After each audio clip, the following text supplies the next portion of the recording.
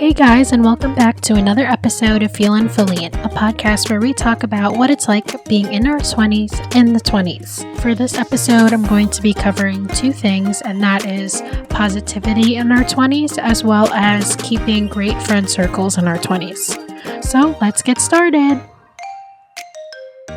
Hey guys, and happy Philline Friday. I don't know about you guys, but I feel like this week is something a little bit more positive, especially because, one, the inauguration was today, and I think it's awesome that it was just a bunch of positive vibes, and I feel like there's a lot of great things coming for the next few years, and honestly, there were moments where I was on the verge of tearing up.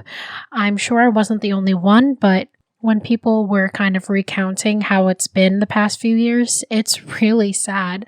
And the US especially, we reached 400,000 deaths.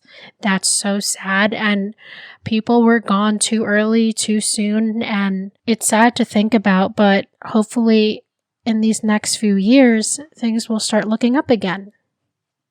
But yeah, I think it was just a good thing to watch in the middle of my busy day and just feel a little bit of positivity, which I think is going to be a very important topic in terms of just life in general, but also in our 20s.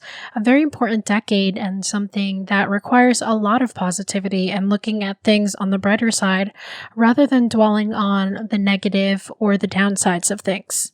But politics aside, I have some very awesome news. We finally copped the PS5. And it took forever and literally just nonchalantly sitting. Marcos was on his phone and he was able to just immediately go to Target, add it to his cart, and then buy it right away. So I think it's just a matter of patience and waiting for the right time. And you'll eventually get it. And I don't know what is going on with my voice today, but it is hella sore. I don't know what's going on. I definitely did a lot more talking today at work, so maybe that's why. I feel like I don't talk that much anymore, especially because we're not really socializing and going to big group things. But I feel like the more I use my voice, the more sore it gets. So random, but anyways. On other news besides that, I just finished Schitt's Creek. And it is such a great show. I was literally sobbing every other episode. I highly recommend it. But now that I finished it, I need more Netflix shows. So if you guys have any recommendations, feel free to let me know. But there's just so much around it that's outside of just the general comedy of the show. It feels so welcoming. It feels like a typical family show, but with also some weird quirks from the characters. And I don't know, I just felt super personal to the show and just had a personal connection with the storyline, the characters, and their development. And it honestly indirectly taught me a lot of things about family, friends, your circle, keeping a positive vibe at all times. And it got me thinking a lot just about life. And I feel like not many shows really do that these days. They don't have a direct effect on how you perceive your life and how you believe you've been acting and how you've been treating your friends and your family. And I think it's super important, especially in our 20s. I was talking about it in the previous episode with Sal and Dylan about briefly having a tight-knit friend circle and how you should, by now, definitely know who is worth it to keep in your circle and who's not worth it to have a type of friendship with. And he's right. I feel like by now we should at least be aware of what we're looking for in a friendship circle and what we're looking for in relationships and friendships. But at the same time, I feel like there's not really a set time where you have to look at everyone around you and basically be like, yep, these are the people I want in my life forever. I think a lot of it comes down to you just realizing that there's really no time to have petty drama or unnecessary issues all the time. And I think that was the true message of our conversation last episode. It's the realization that there are certain things that you don't need to waste your energy on, and that is negative friendships and negative thoughts and just keeping anxiety at the forefront of your actions and always dwelling on the negative things. So when it comes down to it, I feel like friend circles are basically who you want to be.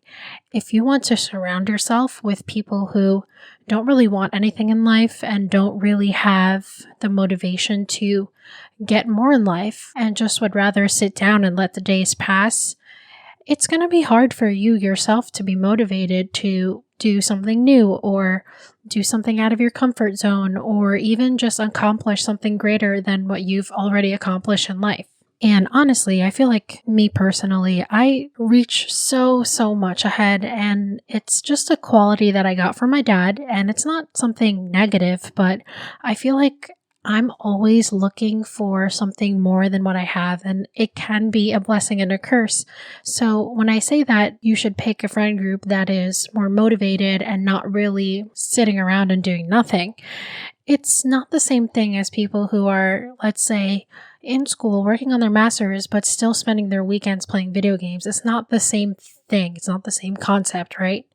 It's more of ambition and what people want in their lives. It's important that everyone around you kind of matches what you want in life, because that's what's important. And if people around you have the same or at least similar goals to you, it helps you to center your focus and also have the support that you need to reach that particular goal. And especially in our 20s, it's so experimental. Sometimes you don't even know what the hell you're doing with your life, right? Sometimes you're making a decision and just hoping it works. I mean, I do that all the time. I didn't know that moving out was the right decision. I didn't know that changing jobs was the right decision, but sometimes you just have to go for it. But the importance of having a good friend group is having the support to get through whatever is necessary for you to reach your goals. And if that friend group is, based on jealousy, based on talking crap about each other, and just who makes more money and who has the biggest house and who has the most, purses in their closet. But materialistic things are just, to me, not important. And me personally, I just don't see that as an importance. And listen, every friend group is different. Don't get me wrong. I'm not saying it's wrong to be materialistic. I mean, you live your life. I'm totally happy with that. But I cannot physically surround myself with people who make that a priority, because I know that it's not the materialistic things in life that are important and help you live a better and happier life. It's the ambition to do better, the ambition to reach your goals and have goals in general. Even if it's something so small, I love that. That attracts me as a person. If someone has even the slightest goal of the next few years, or they're focused on something rather than just letting the days pass, it is so great to me, and it motivates me as well to do better. It doesn't even have to be anybody in my friend circle. It's usually someone who I barely talk to. If they have talked to me about anything, it'll motivate me to kickstart something else in my life that's important to me. And the biggest example of that is stocks. And believe it or not, my father got me into stocks. Ever since I graduated high school, he's been nagging at me like, dude, get your stocks together, start saving up the money. You should not leave it in a savings account because it's not going to grow at all. There's no point. And I was like, yeah, okay, Dad, whatever. Okay. And finally, I just did it. And it takes someone in your life who's supportive and also just continuously digs that idea in your head, that I feel like sometimes that's what it takes. It's not just a one-time, oh, do this, because you need to see it in action. And the fact that I saw my dad getting through the stocks and basically saving up for retirement and just having a great experience with handling stocks and just learning so much, I love that. And I really just got so interested in it. And even now to this day, I'm super interested in stocks. I don't know everything. I'm not a guru about stocks. Don't get me wrong. I really, truly don't know anything. But it's a process, and nothing motivates me more or just really sets me and gets me going than somebody in my life, whoever it is, that is just motivated and driven and ready for anything that comes their way and just ready to reach their goals. But on the other side of that, obviously you don't have to be driven all day, every day. And there's something cool that I read, and I feel like it's something funny to share, but also something cool to think about with your own friend group. And it's basically this article that's like 7 types of people that should be in your friend circle. And I think it's so relatable and especially important for someone in our 20s.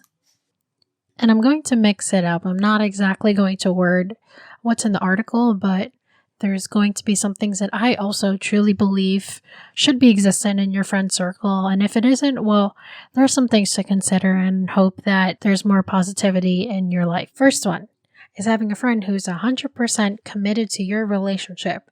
Now, those kind of friends are super important because those are the ones that can understand no matter how busy your life gets. If you haven't talked to someone in 2 months or 6 months or even a year, well, God forbid you don't ignore someone for a year, but hypothetically speaking, those are the best kind of friends because you can connect with them after so long and it'll feel like there was no time that lapsed between your last conversation. And I love that. I have a few friends that are like that, and we just mutually respect the fact that we have busy lives and we're not going to talk to each other 24/7. The second type of friends that you should definitely have in your friend circle are the ones who are not afraid to be honest with you.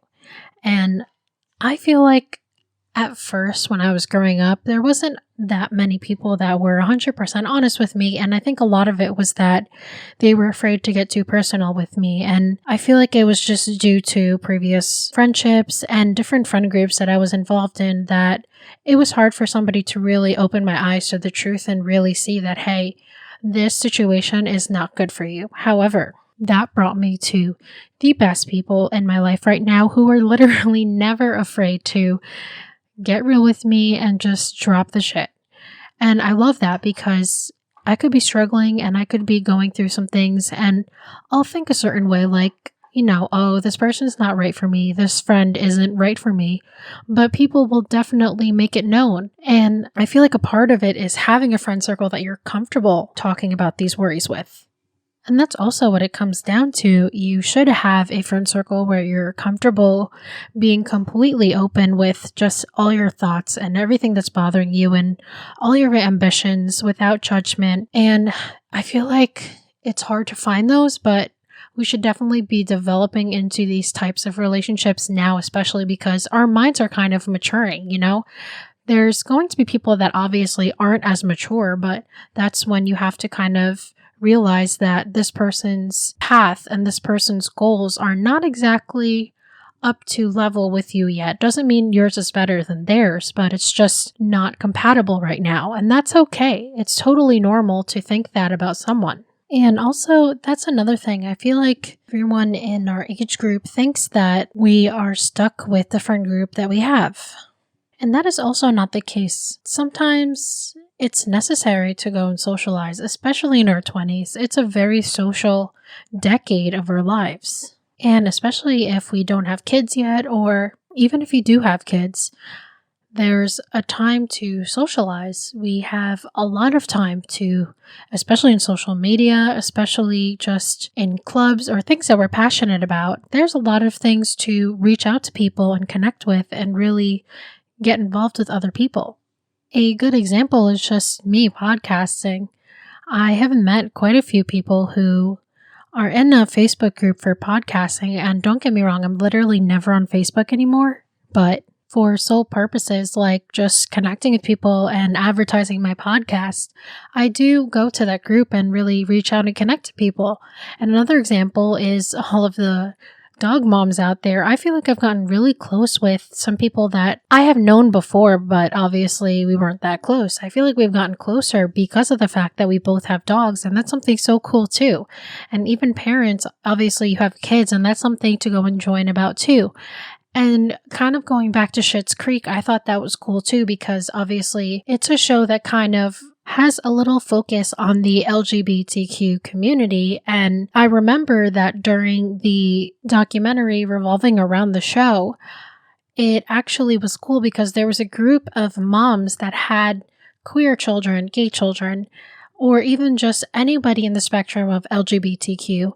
And they reached out to the producers of Schitt's Creek, basically thanking them because without this show, they wouldn't be able to communicate with their children on just general LGBTQ topics and feelings and sensitivities. And it really brought them to tears. Like, that show brought people together. And I think that's awesome because everyone's different. Everyone has their own passions, of course, but you can easily connect with people who are passionate about the same things.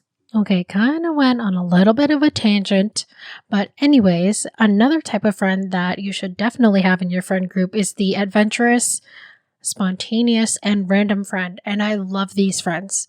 I'm pretty sure I am definitely one of these spontaneous and random friends in my friend group. I feel like sometimes I'm always the one who is down for adventures and just random shit. And these are the friends that will push you beyond your comfort zone. And I love that because how the hell do you know you like something if you've never tried it? How do you know you're afraid of heights if you've never gone bungee jumping? That's a super wild and extreme example because I am afraid of heights, and that's just because I'm scared of heights. I have no idea why, but just an example. And another example is, how do you know you don't like traveling if you've actually never left your house? That's another thing too. You need people in your life who kind of are different from you, but also have ambition in their lives. So it's like when I was saying earlier that you want to have a friend group that kind of has the same goals as you, it's not everybody around you wants to be an engineer like you. It's people who are just driven and have some type of end goal or some type of emotional success, financial success, or they're just looking forward to something. Those are the friend groups that really will help you to grow as a person. But yeah, back to the adventurous ones. I definitely had a lot of great and adventurous experiences when I was in college, and I literally never regret any single time that I have gone beyond my comfort zone, beyond my limit, and I absolutely love it. I feel like I can't be in the same schedule and the same kind of stagnant day by day, working 9 to 5, sleep, wake up, eat, repeat, and eat sometimes in between. But it feels like that these days. Sometimes it does. And when I do feel that way, I always reach out to my spontaneous friends like, listen, I feel like I'm stuck and I definitely want to do something different. But obviously with COVID, it's a little different. I mean, if we had that feeling to be spontaneous and random, we'd go to AC, we'd go to Philly, we'd go to the beach when it's in the summertime. In the wintertime, I'd go to MJ's or even snowboarding. Although I didn't go snowboarding in a very long time, it's definitely been that long. But there's still so much to do, especially during COVID, and that's things like painting or even going to Topgolf, for example. I literally have not gone to Topgolf since December of 2019, something like that. But it's been like a year and a half since I've been there. And that's crazy because I remember with my friend group and just every friend group, honestly, that I've had, we went to Topgolf at least every week. And when I wasn't 21, they would go to AC after, or they would go to a bar after. Obviously, I couldn't.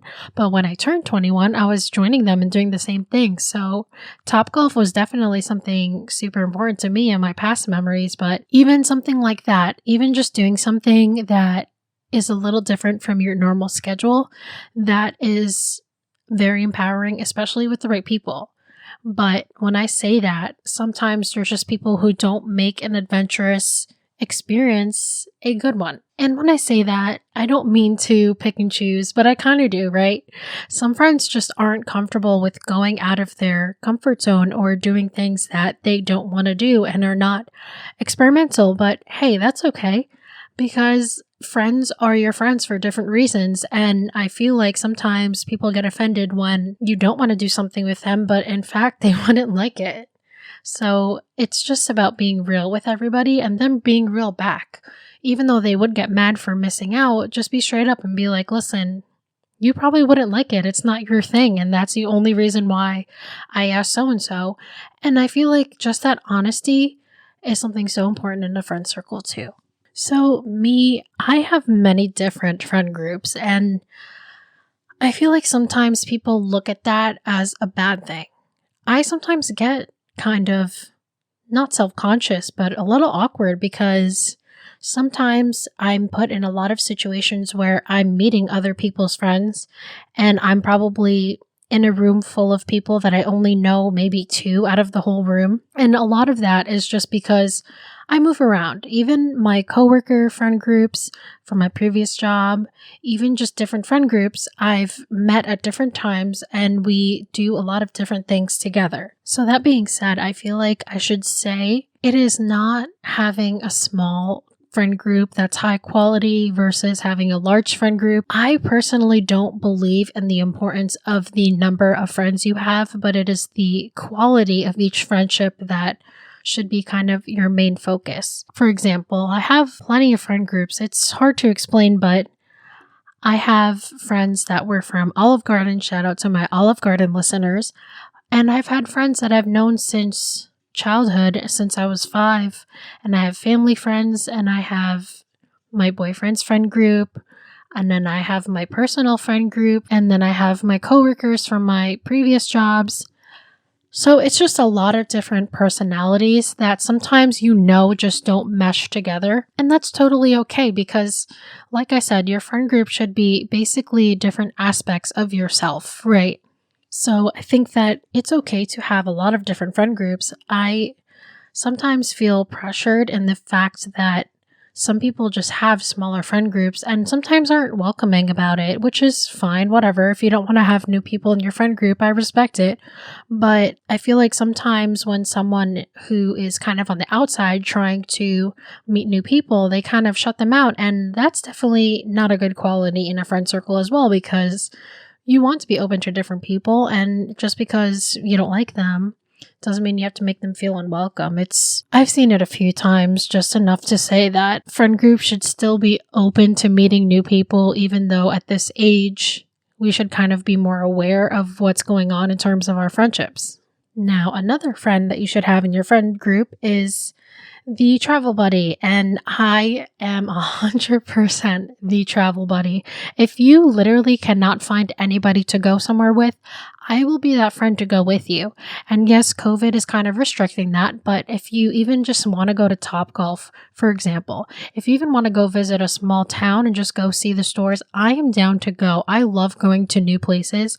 And I feel like having that type of friend in a friend group is so important because, again, just like the friend who's spontaneous and random, you need these things. You need to go and travel and see someplace new because sometimes where you're staying or where you're at, it's a constant cycle, and life honestly shouldn't be a cycle over and over and over again. It gets tiring, it gets draining, and for just the well-being of your spiritual health, of your mental health, it's good to take a break from your normal routine and go and travel somewhere new.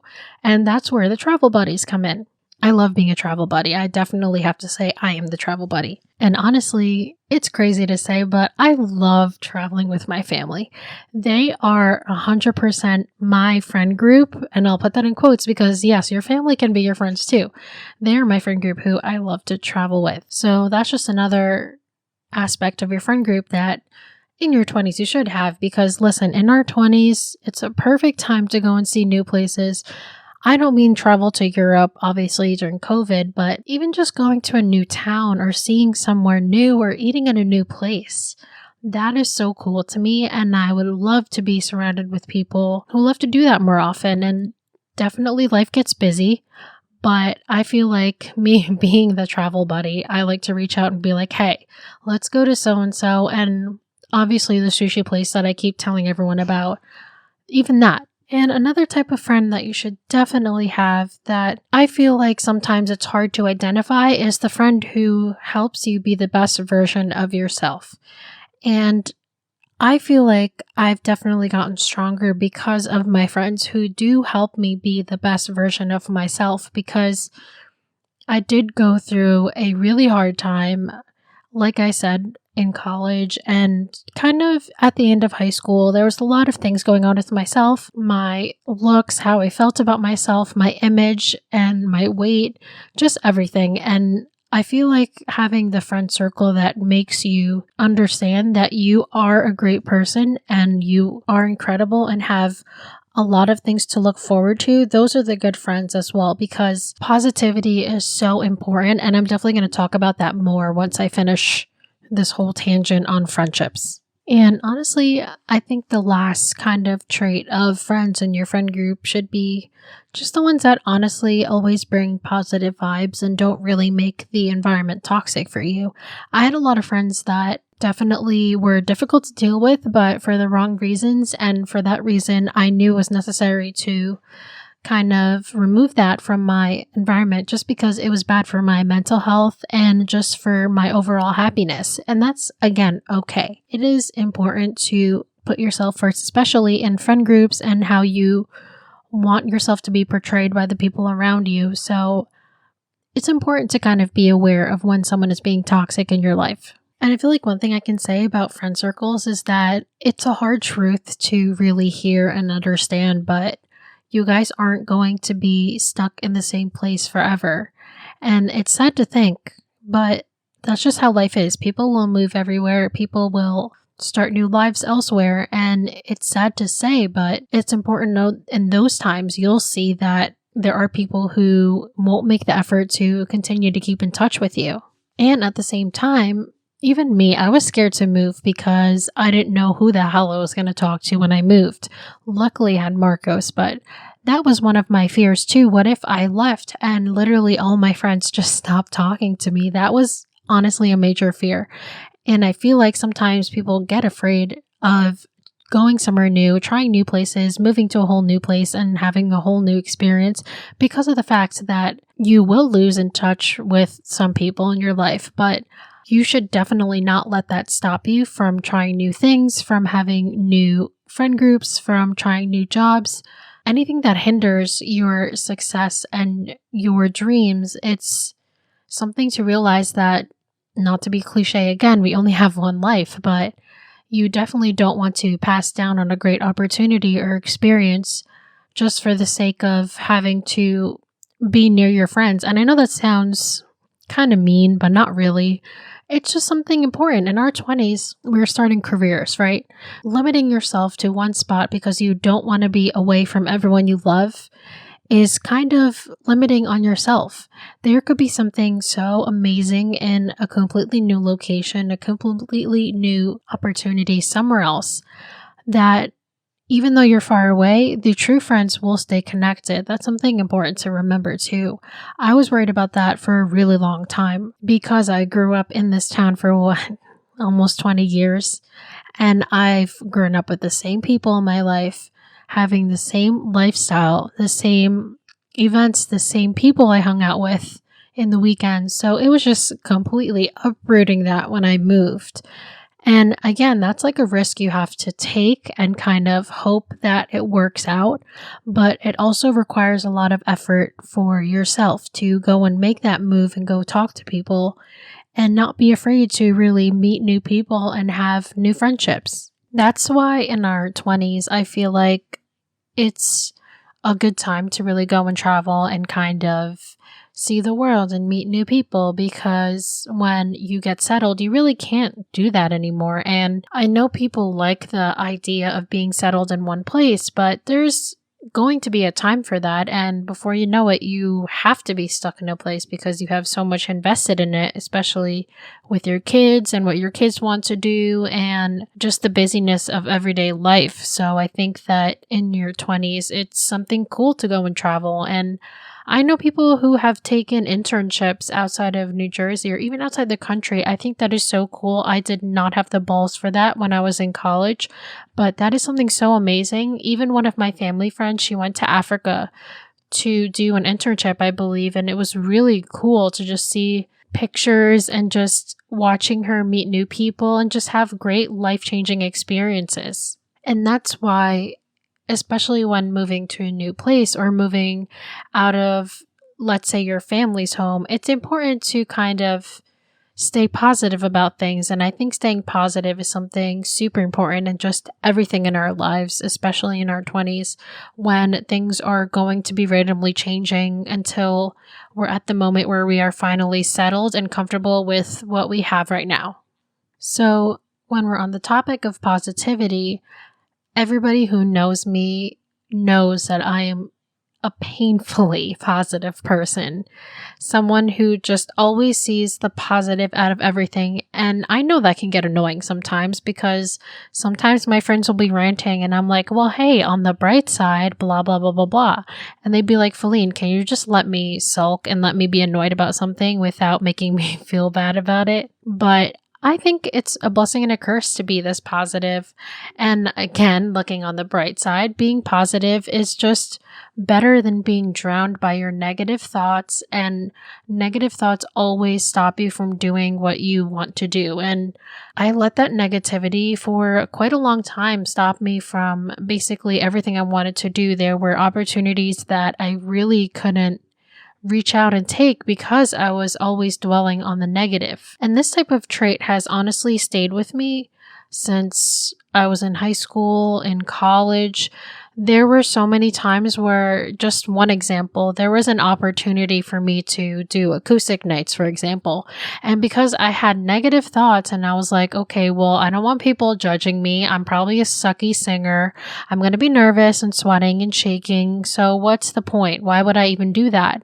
But now looking back at it, I really wish I did it because I don't really have the time for those type of nights anymore. And I really truly wish that I took more advantage of using my music and kind of just singing and performing in front of people because I really missed that from high school.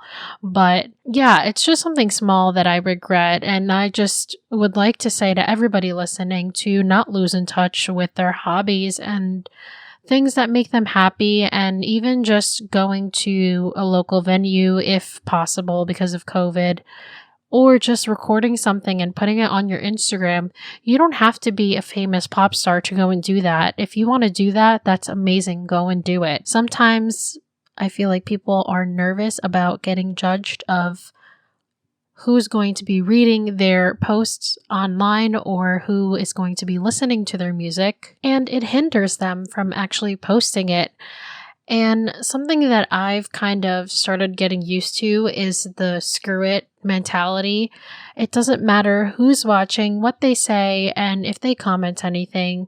If you feel like it's something you want to share to the public and really just share your love for anything, it could be cooking, music. For me, it's my singing videos. I don't really do them that much anymore, but I do take the chance when there's a song I hear and I want to record it and I just want to play. Why not? I just do it and send it out. And staying positive during these times is definitely difficult, but with just the turnaround of everything going on and a feeling of positivity and hope for a better future going around, I would hope that the mentality now is kind of getting a little bit better in terms of just feeling like you can have a life again outside of what COVID was.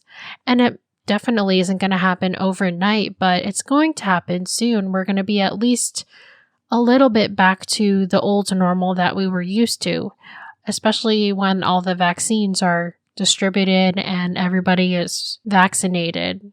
But it should be getting a little better to look on the bright side. And something that I've kind of just gotten used to is looking at the bright side. And I think it just rooted from going through COVID and not having anything to do and completely changing my lifestyle for me to realize that there's a benefit of any direction that life throws me.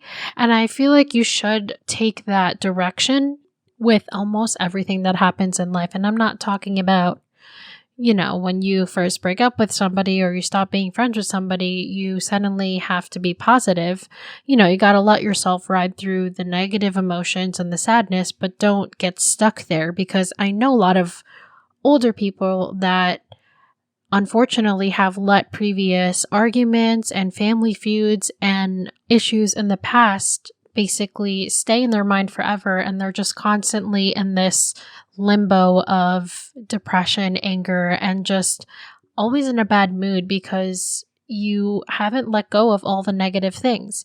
And negativity is just as bad as anxiety. It will definitely cloud your judgment, cloud your mind, make you feel like you're not worthy, and make you less inclined to be doing things to help yourself reach your goals. So obviously the first step in that is realizing that you're thinking the negative thoughts. And I know, again, like I said in the self-awareness episode, it's hard sometimes to realize that you're thinking negatively, but if you make more of an effort to realize when it's happening, you can make the active choice to stop thinking negatively and twist it in a way that benefits you in a positive manner. So even that kind of applies to friendships in general and just how you view your friend group and everyone around you. It's very easy to continue to be mad about something, especially if you were the one that was hurt in that event or situation.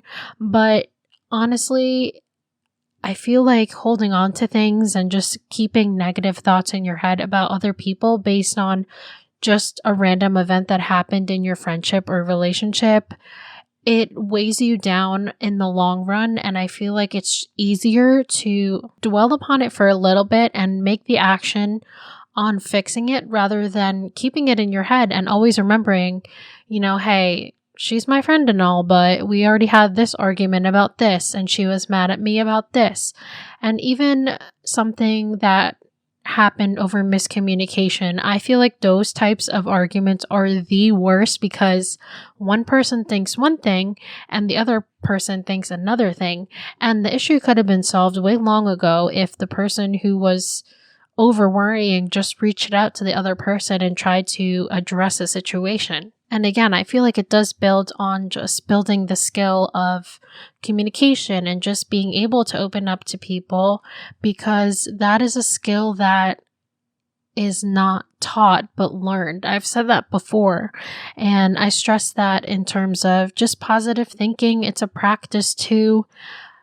It's not going to happen overnight and it's not going to happen all the time. You're definitely still going to have negative thoughts, but what's important is that you continuously and actively choose to think on the brighter side of things. One example for myself personally is the fact that I started my first job outside of Rutgers and it wasn't the best job ever. So backstory, I graduated with biomedical engineering from Rutgers University, and I got my first job and it was nothing in the field of engineering at all. And I was already discouraged about that, right? And then to make matters worse, I was basically making the same amount that someone who works at a restaurant. So I, again, didn't feel good about that, especially because the first 2 years of college, I was struggling in terms of grades and just keeping my grades up. So I felt that regret in the back of my head that I should have done better in school because I would have gotten much better opportunities with a better GPA or more internships. And I instead chose to work over the weekends and sacrifice my studying time. So I didn't really have that much time to study, and therefore my grades were affected. So when I started this job, I was really beating myself up. I was negative. I felt like I wasn't going to go anywhere in life. And I'm sure even now for people listening, 2.5 years after we've graduated, or people who are still in college, sometimes feel stuck and feel like right now they're stuck in this position where life's not going to get any better and there's not going to be any better opportunities for you to grow in your career and just overall success in life. And it really didn't help when my manager was basically a horrible micromanager and always gave me feedback that was negative. And yes, negative feedback is good, of course. You always need somebody to catch your mistakes and tell you what you're doing wrong so you can just be a better employee, a better worker, and that's important too. But it was to the point where basically everything was wrong to my manager, and I'll never forget it because for a good 2 or 3 months of the almost year, I basically barely just made the year. I was crying basically every single day. And that's crazy to me because I was thinking so negatively. I was like, after all the 4 years of struggling in engineering and basically getting a quality assurance job working on documentation, it's nothing related to my major. I'm never going to get anywhere. And this pay is trash. I'm not making enough money. My manager is horrible. I'm not happy at this job. I'm stuck and I'm never going to get anywhere else after this that's going to take me for engineering. Now, there's a lot wrong with how I was thinking at the time, but I was rightfully feeling that way, especially because of how I was treated in the workforce. And I feel like that's something important to talk about maybe in a future episode.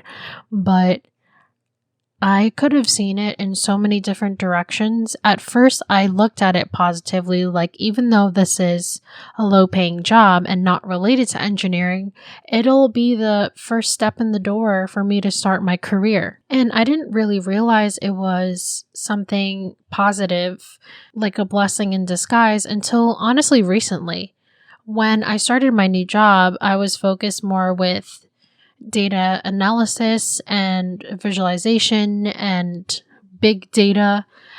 And although big data is not really related to documentation for quality assurance, I still learned a lot on one, how to speak professionally to people through emails, two, how to have trackers of my tasks to do every day, and three, just to be more organized. That job taught me a lot on organization and timely manners and just meeting deadlines on time. And that was something that I basically have carried throughout the next two jobs after. And I'm grateful for that. Although it was horrible, it was hell, and every day was mentally draining for me, I can definitely gather a few positive things that I got out of that job, even though it was miserable. And honestly, the worst time and part of that job was when my family went to Europe and I asked my boss if I could go, and she basically said, "You can go, but you're not going to get paid." And although I got that because, I had a set number of vacation days, she made it a living hell for me. And I think looking back at it, because of the negativity that happened from those conversations, I didn't go with my family to Europe. Literally, Europe is my dream vacation. And I was heartbroken, especially because my parents were away and my siblings were away for 2 whole weeks. I was missing out on such a great experience, and that is probably one of the biggest regrets in my life, and that is letting someone's negative annotations and negative conversations with me basically prevent me from having an experience of a lifetime. I cannot stress that enough. Do not let someone's negative thoughts, negative comments, anything negative get in the way of things that you want to accomplish and things you want to experience. It took me a really long time to be able to understand that experiences are so much more valuable than missing out on 2 weeks of pay. And I understand sometimes you have bills to pay, and I'm not saying take every vacation that's possible, but that was an occasion where I really had the choice. And also on top of that, I was working, but I was still living at home. So I was miserable and complaining about not making enough, and yet I was at home. And again, it's something that I regret, because for the first year of life after college, I barely saved a cent. I spent it on drinking. I spent it on going to the bars. And I regret that so much, because I literally could have saved so much, and I could have even paid for a good portion of my loans. But lo and behold, I'm thinking on the bright side, and I know my best friends listening to this are going to cringe, because they're going to be like, oh my God, of course Philline is looking on the bright side. Because although I didn't save money that first year, I learned my lesson. I realized that it's important to save and it's important to invest in things. And now here am I now, and saving as much as possible and really investing in stocks. And I'm watching a really good flow of passive income. And I think that's awesome.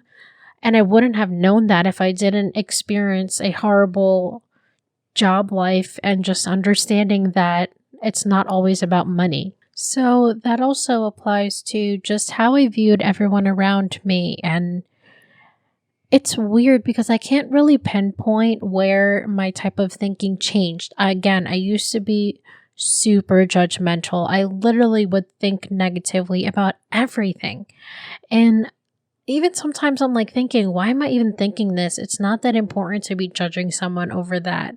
And I feel like that just happens with revolving yourself around negative people. When I started having a different group of friends and just a different environment of people that honestly were more welcoming and weren't as judgmental as people I have previously been close with and hanging around a lot more, it definitely changed my view on people. I've changed from judging someone all the time to basically saying, everyone's human. We all have our pros and cons. And I think that really changed my life because I was able to put myself in other people's shoes at all times. Like, for example, if someone had brought up something to me that they were upset about and basically were like, this is just an example, like the friends I was talking about earlier. If you have one friend that didn't understand why they weren't invited to something adventurous and you were trying to explain, well, you wouldn't like that thing if I actually invited you. You would say no. And I know you because of that. I try to put myself in other people's shoes because it helps me not be as negative, especially in conversations. When I put myself in their shoes, I think about it too. If I was in that situation, I also would be mad. And this applies as well to relationships. I like to think about that too. If the roles were reversed, would you also feel the same way? And I think that has helped me a lot in terms of handling situations and arguments with other people. But again, the bright side of things, I wouldn't have known to start doing that until I realized that I was judging people. So it's almost like you have to experience something bad to realize that you got to look on the bright side of things. And I feel like it's always that yin-yang thing where you have to go through bad days to get to the good, go through good days to know what's bad. And I truly believe in that too. I mean, you don't know if something's good for you until, for example, something bad has happened, or you don't know that something has blessings until later on when you're already past that speed bump. So, if something bad is coming your way, if you're experiencing difficulties, I think the best thing to do is continue to tell yourself, this is temporary. This is just a bump in the road. This is just something I have to get over to get to my goals. I think having that mindset really helps to make every day worth it and every day valuable for you to keep fighting for the things that you want to accomplish in life. And negative thoughts can come from a whole type of different things. Me, I definitely am one of those who basically blame themselves when something bad happens. And that's definitely not a good characteristic in terms of trying to think positively and just moving forward. And I feel like a lot of that is really just what you're telling yourself. And you almost want to create random scenarios. Like, for example, if someone canceled on me, I would get upset that, they don't want to hang out with me, but it's literally not that. It's just, plans didn't fall through. So kind of just take it as it is, but don't add additional thinking to events that have happened, because sometimes it just is what it is. Another type of negative thinking is basically having a whole list of things that happened today, for example, and you can only think about the bad ones. Now, this also happens in a lot of thinking with friendships and relationships. If you continue to focus on what has negatively happened in past events, it's not going to help you move forward. I think a lot of troubled relationships where there is a lot involved in the past, if one dwells on that too much, it kind of hinders the ability of the relationship to progress and it gets stuck there. So it's about letting go and basically retrusting and building the trust between yourselves and the relationship. But you have to be open to that. You can't keep dwelling on the negative to move forward, because when things like that happen, every argument that happens in the future just goes back to that one situation, and it's exhausting to keep bringing that up. The worst part about that is if it's something that happened ages ago. So you definitely don't want to keep carrying that on your shoulder. Just let it go. Slide it off the shoulder. You don't need to be thinking about it anymore, because you can't change the past. It's already happened, but you can control how things are in the future. And on top of just being around positive people,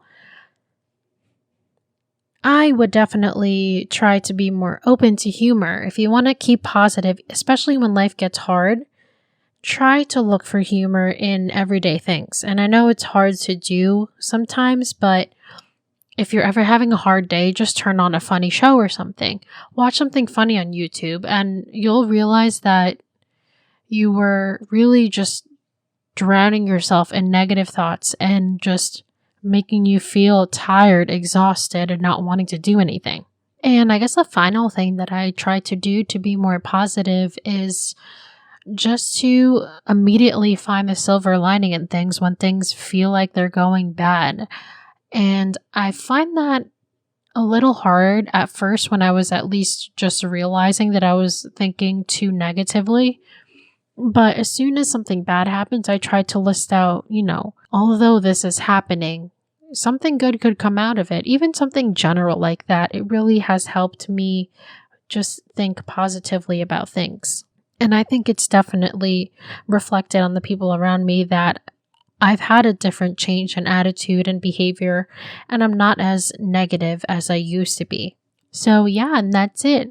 I hope that you guys enjoyed this episode and really learned a lot about friend groups and how to stay positive and just overall, again, looking at life in just better ways than the negative side behind it. So yeah, if you guys have any questions or concerns, please feel free to DM me at Instagram, Twitter, or TikTok.